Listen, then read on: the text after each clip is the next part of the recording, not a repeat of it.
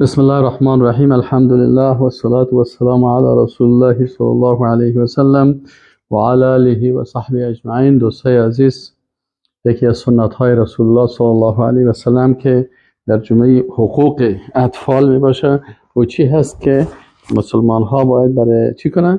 برای اطفال خود نام های بسیار خوب و نام های اسلامی بگذارن.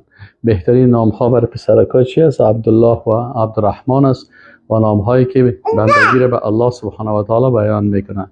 مثلا عبدالله، عبدالرحمن، عبدالکریم، عبدالستیر، عبدالوهاب، عبدالغفور، عبدالرحیم.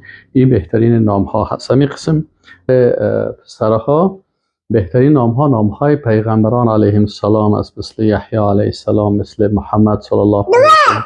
نام فرزندان محمد بانین یا عبدالله بانین، یا مثلا نام پسرای دارن نام های پیغمبران آدم علیه السلام، نام یوسف علیه السلام. این نام های پیغمبران علیه السلام که در قرآن ذکر است یا در سنت رسول الله صلی الله علیه و سلم ای گذاشته شد. بعد از اون نام های اصحاب رسول الله صلی الله علیه و سلم هستند. چرا؟ این نام هایی که صحابه داشتن اگر کدام نام غلط می بود باز رسول الله صلی الله علیه و سلم او را تغییر میداد. پس نام هایی که در عصر رسول الله صلی الله علیه و سلم صحابه کرام داشتن و اونا را تایید کرده، به این معنا هست که این نام ها چی هسته؟